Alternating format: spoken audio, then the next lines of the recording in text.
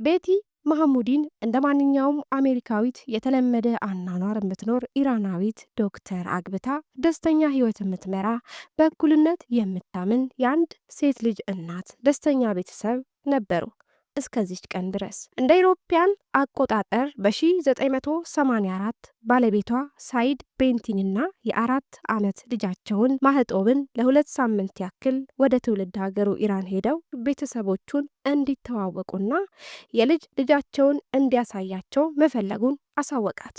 እሷ ግን ፍቃደኛ አልነበረችም። ባለው የሰላም ሁኔታ እሱ እንኳን ለረጅም ዓመታት ቤተሰቦቹን እንዳላየና እሱ ብቻ ደርሶ እንዲመለስ ለማስረዳት ሞከረች። እሱ ግን ሁሉም ሰላም እንደሚሆን እሱን እንድታምነው አሳመናት። ቤቲ ግን ፈራች። የባሏን ቤተሰቦች ሳይሆን የሀገሩን የሰላም ሁኔታ፣ ሙዲ ግን ሁሉም ሰላም እንደሚሆንና ምንም እንዳትፈራ ሁሉም እነሱ በሚፈልጉት መንገድ እንደሚሆን ቃል ገባላት። ወደ ኢራን ተጓዙ። ከአየር ማረፊያው እንደወረደች ያየችው ነገር በጣም የተለየ ነበር። ቤቲ የፈራችው ነገር ሀገሩን ነበር። ነገር ግን ከቤተሰቦቹ ጀምሮ ያለውን ነገር በጣም አስደነግጣት። ግን 2 ሳምንት መጨረስ ነበረባት። ሳምንቶቹ እንዳለቁ ቤቲ ለመሄድ መዘገጃጀት ጀመረች። ግን ፓስፖርቷን አጣችው። ባለቤቷን ስትጠይቀው ልጃቸውና እሷ እዚህ ሊያስቀራቸው እንደፈለገ ነገራት።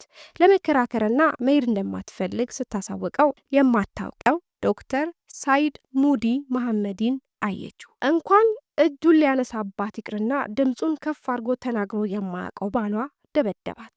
ልጁም ብትለምነው ሙዲ እየባሰበት እንጂ ምንም የርኅራኄ ፊት አላሳየም። መሄድ ካሰበች ልጃቸውን ትታ መሄድ እንደምትችል ነገራት።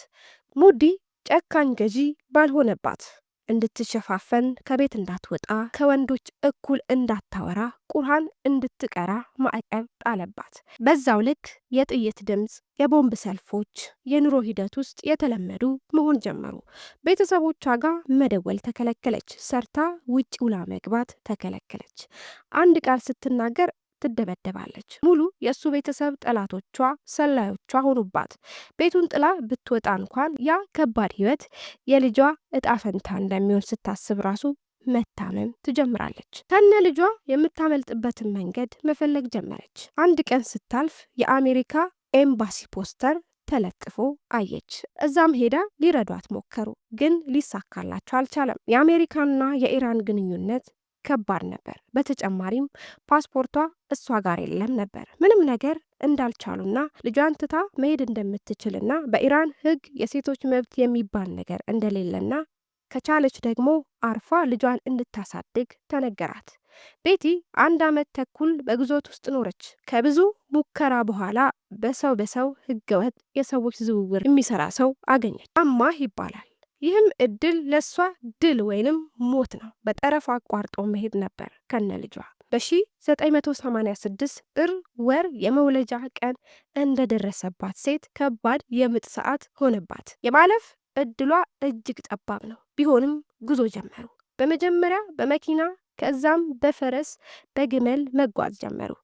ከባድ ረሃብ፣ ጥማት፣ ድካም፣ እንግልት ታሳልፈው ቤቲ ከነ ልጇ ራሷን ቱርክ የአሜሪካ ኤምባሲ በር ላይ አገኘችው። ከ2 ዓመት እስር በኋላም ሀገሯ ተመልሳ ኖት ዊዛውት ማይ ዶተር የሚል መጽሐፍም ጻፈች። ብዙ ፊልምም ተሰራላት። ሴትነት፣ እናትነት፣ ጦርነት፣ ውድቀት፣ ክህደት፣ ማጣትን በመጽሐፏ ላይ በሚገባ አስፍራለች ቤቲ።